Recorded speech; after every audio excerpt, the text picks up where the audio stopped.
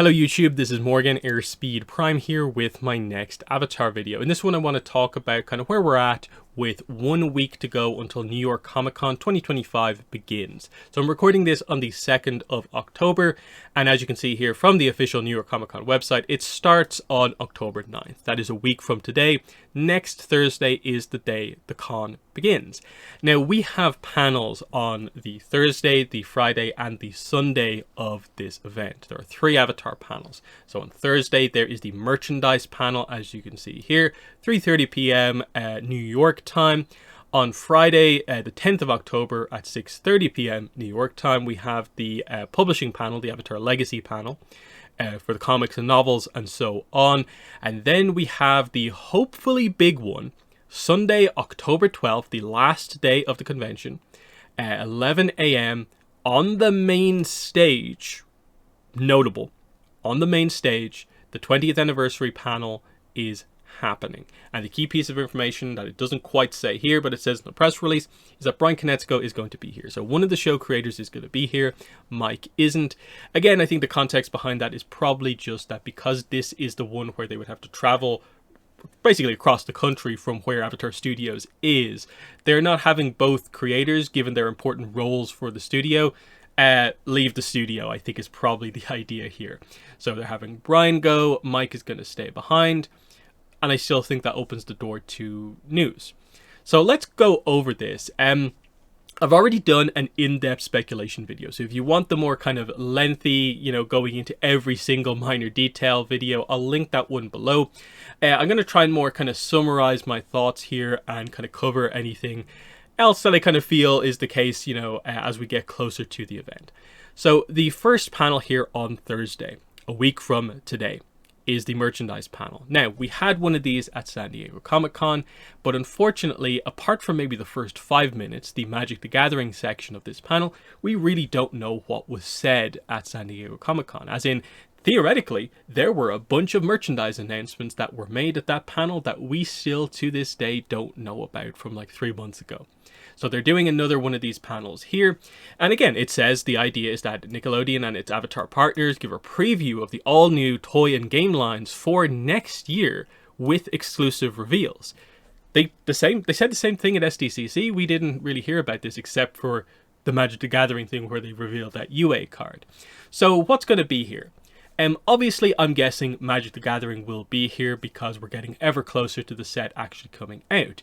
Now, they are having their big debut stream for the Avatar set on the 28th of October. That's when most of the previews are going to start and go out, but I can still see them throwing something out there at this panel for us.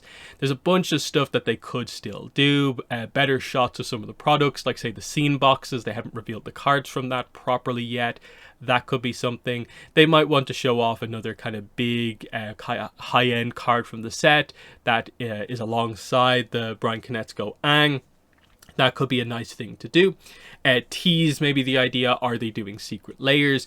There's still the merchandise, the TCG accessory stuff that we don't know about. We don't know which company is doing that. Stuff like that is stuff that they might actually reveal here. Otherwise, Jazzwares and their upcoming Avatar toy line, which is out in some places already. It's a bit weird, the communication's been quite bad.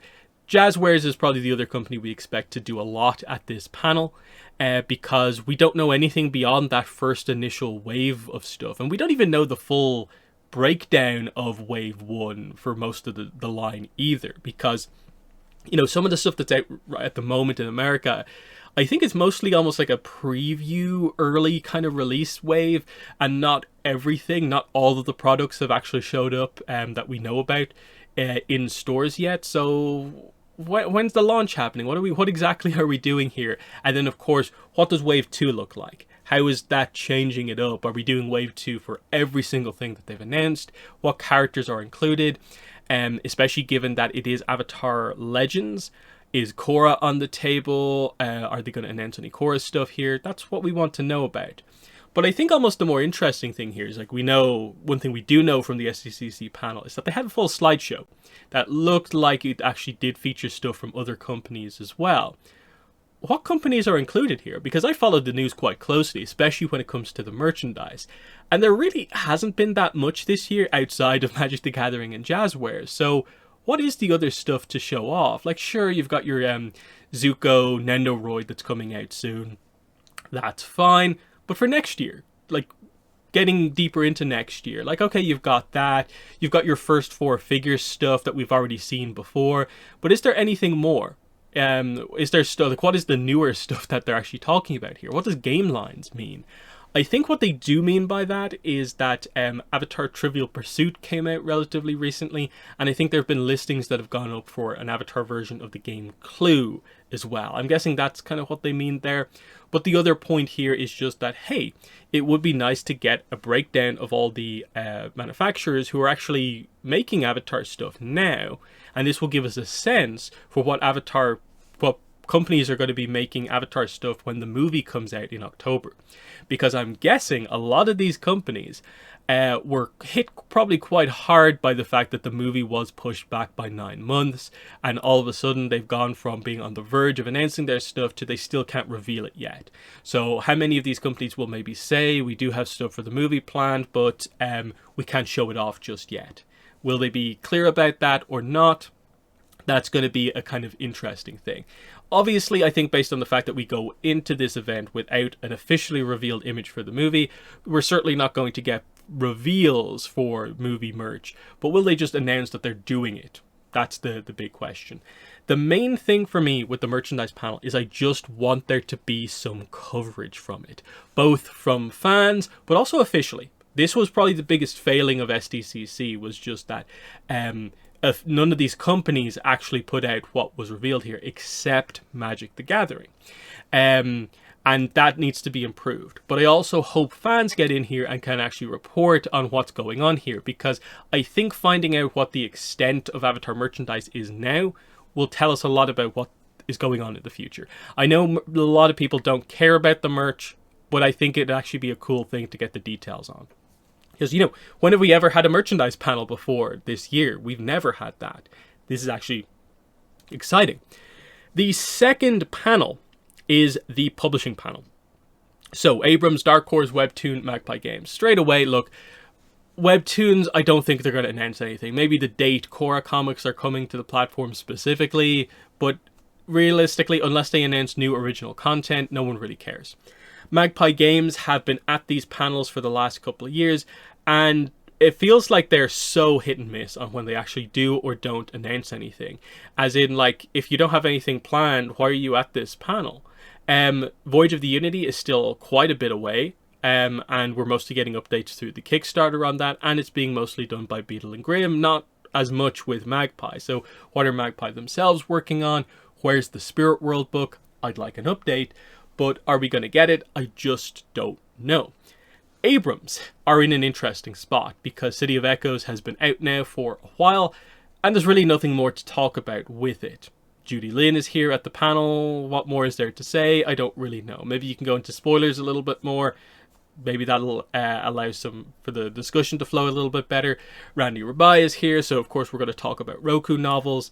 Reckoning and Awakening of Roku. Awakening of Roku is not out until December 30th, so they're not going to talk too much about that because it's still quite a bit away. And the only other kind of preview stuff that still needs to come out for that book is just that the website descriptions for the book need to get updated from the placeholder one to the official description for the book, which I'm assuming will have to happen in or around New York Comic Con. I'm assuming coming out of this event we'll finally have what the description is for the book, which will help speculation, but, you know, it's not going to be a huge part of the panel because they never talk about the preview stuff all that much. So in terms of news on the novel side of things, the only thing that I think makes sense is for them to maybe do an early reveal of basically who the character, what the location is basically for Avatar Legends Book 2. So City of Echoes started this new series. What's the second book in the series? We know they're doing one-offs. It's not going to be a sequel to the Jin novel. It's going to be its own thing. We know they can do multiple eras because it mentions that, like, Legend of Korra is going to be on the table. So are we going to swap over in Legends Book 2 to a Korra character? Or one of the other eras, which would be interesting by itself. Does that mean Judy Lin is going to be the writer on the next one? We just don't know. But that would make sense as the next book announcement because that's the next release after Awakening of Roku, which we already know about. There's maybe the slight chance they say what's next for Chronicles, because it would be the next two books. We assume Karuk. It feels very obvious. It shouldn't be too much of a surprise. But will they say anything while the Roku novels are still not out in full? That's the question. So it means that a lot of the focus of this panel is going to be on Dark Horse, because Abrams are set for the next wall. They have an upcoming release, and it seems like we have a sense for what their plan is going into the future. Dark Horse are a little bit more up in the air. They announced two things in very early sneak peek format at SDCC a few months back. The first one was the next Korra comic. It's going to be about Kaya when she was younger, and this is going to be the second in the Korra one-shot trilogy following the Mako comic Mystery of Pension Island. Now, they didn't say a lot about this in terms of there's no release date, there's no title. It was just this piece of art, and then later Alex Monique confirmed that she is the artist on this. So we assume the creative team from the Mako comic follows over, but that's really all we know. We're still waiting on all of this information, which I'll come back to in a second. The other one they announced on the Avatar side of things was, interestingly, a Kyoshi Warrior comic, but specifically the format is unique here. It's a 3-issue Kyoshi Warrior miniseries. That doesn't mean it is a 3-part comic in the way that we usually have them. They don't call the graphic novels like, say, the upcoming Kaya comic. That's not an issue. That is a full graphic novel. It's a full Korra comic. 3-issue is new. That means that suggests single issue comic format for the first time, like a floppy 22 page issue. Now, they didn't detail what the page count is going to be, so on this side of things they have all the same stuff as the Kaya comic to announce, but also to potentially explain the format to us a little bit more, in that, does this replace Avatar one-shots, or if it doesn't, then are you going to announce an Avatar one-shot as well? We just don't know. There's a lot of newness surrounding this, because it's an interesting concept, because it looks like the big kind of gimmick here is that, okay, Suki's going to be involved, but we're also going to flesh out the members of Suki's squad, and that should be quite exciting over the course of 3 issues. It seems to be set during the show, so it gives you room to kind of build stuff around Suki's kind of scattered appearances in the show, which should be exciting, and I'm interested to get details on this. But again, at SDCC there was no date, they didn't announce the creative team, or much detail apart from showing off these images. It seems like they were a little bit rushed towards the end of the panel and actually couldn't go into more depth, which was a baffling thing that happened. So yeah, going into this panel, we need to get the details. Like, if they don't have a proper comic with all the logos and the title, what are we doing? Because when is this coming out? The Mako comic came out in February. Realistically, if they announce it next week, it's not, the earliest it's coming out is February, meaning it's going to be like a year between Korra comics. That's not good enough. For one-shot comics, given how short they are, for it to take a year to have one of them come out when we need more of the comics, kind of more than ever, that's what needs to change. We need a sense for like that progression that's actually happening here. I'm excited for this comic, but that scheduling is not particularly great in terms of generating hype surrounding a lot of the comics. So they just need to detail this one in that, like, especially the Korra comic, you need like it all. You need to have that date up immediately, and to almost guarantee that that date is not going to slip. Because again, if they announce it now, we're still looking at February, March, like an earliest possible thing, and it might even be later depending on what the situation is. We just don't know if they've improved the scheduling from the Mako comic to this one. It's an unfortunate situation that the Korra comics are always surrounded by, for whatever reason, these kind of scheduling issues that mean they take longer than usual to come out. With this, the format's going to be interesting, because once they, of course, will start to release it, you don't get all 3 issues at once. I'm assuming it's going to be monthly releases. So it means that over the course of 2 months, we'll get the entire series. Because let's say it releases starting in March. Issue 1 is March. Issue 2 is April. And then May for the final issue. That's interesting. And single issues might allow a little bit more leeway, flow, are they locked into 3-issue miniseries, or can we have 4 or 5-issue miniseries as we go forward? Because the other point is, like, how are these going to be collected in the future? 3 small issues is a very small hardcover to do, so that suggests more miniseries are on the way. Information badly needed is the main thing with this. But also, like, I want to know, like, is there an Avatar one-shot comic as well? That's what they do need to detail. The other thing I'll say about publishing is the same stuff as merchandise, which is that I'm assuming the publishers were also quite heavily affected by the movie being delayed by 9 months. We already know that, say, Penguin Random House did have plans basically to release a bunch of books in or around the movie. We know about them from Edelweiss and some of the marketing plans. But obviously those marketing plans are going to be pushed back to October next year. So they won't be revealed, I'm assuming, until more like midway through next year.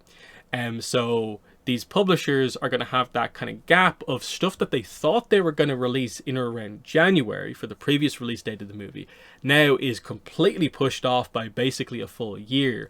They kind of have to fill in those gaps, spread out their books a little bit more, and make new books. And so it'll be interesting if any of them talk about that, and if there are plans for the future for the likes of, say, Dark Horse to do tie-in comics. It'd be interesting if they maybe confirmed some of that stuff here. I'd be shocked if they actually announced any of that stuff, like, directly, but just confirming that they do have plans to do stuff in or around the movie would be interesting to me. Then, last panel, the 20th anniversary panel. So, the reason we have hype for this is because this is exactly what the San Diego Comic-Con equivalent panel was called. It was the 20th anniversary panel, mostly focused on the voice actors, but of course they had the hype of Mike and Brian are going to be there. Their first appearance at a Comic-Con in a long time. And they did the announcement at the panel, and they even got them to record a separate video for social media where they directly talk about and kind of reveal character names more directly to everyone online. It was a really hype moment from San Diego Comic-Con. And the idea would be, well, surely you're going to do the same thing again at this one, because it's the next big convention. And there's a bunch of reasons why I think they should do this. One, you certainly opened the door to official communication and news at SDCC by sort of surprising us by actually by giving us an official image for the project that's actually further away than the movie, by doing Seven Havens first. So that was a surprise. Like, some of us went into that not really expecting there to be news, but they did. And now the idea is, oh, we're 3 months on, why would we expect no news? That would be a really weird thing to do this many months on, because there is something really obvious that needs to be fixed, and that is that this movie has no official image. We had the logo, and that's all we've had for all of these months. It's about time to fix this and actually start something a little bit here. Again, I want to be clear here. What I think most of us are asking for and expecting when it comes to information about the Aang movie is literally the very earliest stage of news. We are not expecting a trailer here, tons of images, tons of information. I think we need to be happy if we get one basic image. That's all we need. We need to put this movie in the same position that Seven Havens is in, where it's in a situation where it's got a title, we have a date, and we have a visual. Now, it is weird that Seven Havens officially doesn't really have a date, but it's a series, it's being done slightly differently, whereas clearly Paramount are being quite protective about when they are and are not going to reveal information on this. But it does feel like, hey, you have an official Instagram account for this movie, you've not posted about it since the official title reveal 19 weeks ago. Like, when are we going to do an update on this? And of course, Comic-Con happens when we are a year to go, because it happens today. You know, the convention is October 9th, 2025. This is obviously going to be, the panel will be October 12th, 2025. So, you know, under a year to go until the movie. The timing feels kind of nice to do it as well. So, again, to be clear, most of the panel, like 95% of the panel, is just going to be the voice actors doing voice actor things. I'm guessing they'll probably do exactly what they did at SDCC, which is basically to do table reads of specific episodes. But then you ask the question, if that's what most of the panel is, why is Brian there? Sure, they could get him to voice a character that they don't have the actor for, but is that the only reason you brought one of the co-creators of Avatar out there? To not have any news that he would be the right person to announce, and just hang out with the voice actors? Is that really all we're doing? And it makes so much more sense for the final section of the panel, where they seem to be doing that sort of news recap, to highlight some of the other stuff that's coming out.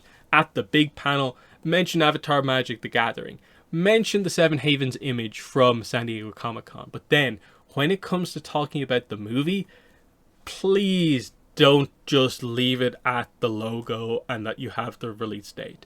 Now I think really is the time to start the process here, very early stage marketing, and just put out an image. It doesn't need to be hugely revealing, but it just needs to be, I think, just for fan confidence in the project, it just needs to be like, there we go. We feel safe now that date is actually going to happen, because they're finally willing to show something from this movie. If they don't, then I think they've badly handled the information surrounding this panel. Because in my mind, the marketing for this one is being done exactly the same way as SDCC. So to me, if they don't follow suit and also have a reveal here, I don't really understand what they're doing. The other point is that if they don't do anything here, when are they actually going to do like the reveal we expect, the first visual reveal? Because there's not really any opportunity for like the rest of the year to really have a big announcement, because I don't think there's any big events in like November or December, and then you go into the start of next year and it's like there's no real big events coming up in January, February, or March. I'm pretty sure CinemaCon, which is an event we do expect Avatar to have a big showing at, is only in April. So the idea is, if they don't do anything here, the next proper time we expect an update is April. So the idea realistically is first image, New York Comic-Con, a year to go, or randomly after CinemaCon. Like that's really, I think, the question and the debate. Avatar, of course, has the history at the conventions, including New York Comic-Con. It would have more impact here. And then they could still do a secondary image reveal at CinemaCon to kind of build the hype. And I'm assuming by the time we hit April next year, we're going to be more into like, okay, we're actually beginning to go for it now. I still think, again, we're talking about in or around San Diego Comic-Con next year for the trailer. But again, because of that means they can't do the first like image reveal at San Diego Comic-Con next year. So at some point between basically New York Comic-Con and SDCC next year, pretty giant chunk of time, 9 months, give or take, you have to do some of the basic early stuff. And when and where is that going to happen? And I think this opportunity that you have here with the attention on New York Comic-Con for the big anniversary panel, in a way, the last big event of the 20th anniversary year. Because again, the 20th anniversary comes to an end in February, because February is the date of the anniversary, So we'll be going into the 21st anniversary at that point. And effectively, the significance of the 21st anniversary for Avatar is that it's going to be the Avatar Studios launch year. So it's no longer the kind of ATLA 20th anniversary, and it's more like the 21st anniversary for the franchise, which we're celebrating by launching Avatar Studios. So, yeah. This can be your last big chance for the voice actors to have most of the focus at the panel, but you still, I think the expectation is that people are there for the bigger stuff, and you need an announcement to tip that over the edge. And then the only thing that I think makes obvious sense, like I said, is I'd be super surprised if they had another reveal for Seven Havens. Now, if they were to have it, my guess would be that they maybe have the logo for Seven Havens, and or setting a date for season 1 of Seven Havens. more directly, like saying that like it's maybe early 2027, mid 2027, something like that. I'd be shocked if they kind of gave us another visual, but who knows? They kind of are surprising us to a certain degree with the quote-unquote marketing campaign that they have going on. No, but realistically, it kind of has to be the movie. Of course, we just had the recent rumors that came out, what seems to be giving actual accurate information about the movie. We'll see if it turns out to be the case. I will quickly note about that, though. If you saw Appa Comics' first video, he said at the end that like there's going to be some of the stuff that he heard about will be revealed at New York Comic Con. He did an update video and kind of clarified that actually one or two of those things he said right towards the end of his video were just speculations on his part. He probably didn't communicate that maybe as well as he could have, but he did in the second video kind of clarify that it is just speculation from his part. He got no information from a source confirming that there will be Aang movie news at New York Comic Con. It's just that him as a fan thinks it makes logical sense, like I think a lot of us do, to do an initial reveal here with some sort of a teaser image, movie poster style thing. So just to be clear about that, we don't go into this convention like with any sort of like confirmed or even rumors that directly confirm or give us confidence that there will be news. But if they did it at San Diego Comic-Con, why won't they do it at New York Comic-Con? Now, that's the big thing. Will they disappoint us or will they not? I don't know. I'm kind of prepared for disappointment, but I hope they deliver. I think it would be such a confidence booster to see that they did it. That's 2 times in a row. And in a way, the way I view it is to a certain degree that, look, if we get news here, the image that we want, yeah, there's going to be a little bit of a gap, I think, between this and probably the next time we get official news. Because, like I said, nothing, I think, ready for the rest of the year. The very early stages of next year, I think, are not really going to have much going on. And so straight away, we're going to be getting into the second quarter of the year before I think anything comes out. But realistically, we are probably more focused on the second half of next year. So it's about getting through this gap period from New York Comic Con to SDCC, basically. That's the big kind of thing in terms of this is why I wanted a lot of the comics and the releases to kind of happen here, in terms of like, yeah, what's going to get us through the last sort of dark period of like, where we're not getting much news. That's the big question here, and that's what they need to make some announcements for. That's why I think you have to put some attention on the merchandise panel and on the publishing panel, because these will remain the focus for at least the next couple of months. And then we'll gradually swap over to it's all about the big stuff. But for now, it's still the big stuff is a little bit more in the background, but it's beginning to become like an absolute expectation that they talk about this stuff at every big event.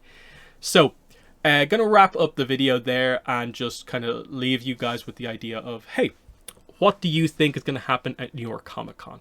Let me know your thoughts on all 3 panels, the merchandise panel, the publishing panel, and the anniversary panel. What news do you think is going to come out of all of these things? With the big question, of course, being, will they deliver in a similar way to SDCC at New York Comic Con? Will we finally get the Aang image we've been looking for at this panel? That's the question I really want to know about. But that's the video. Thanks for watching, and bye.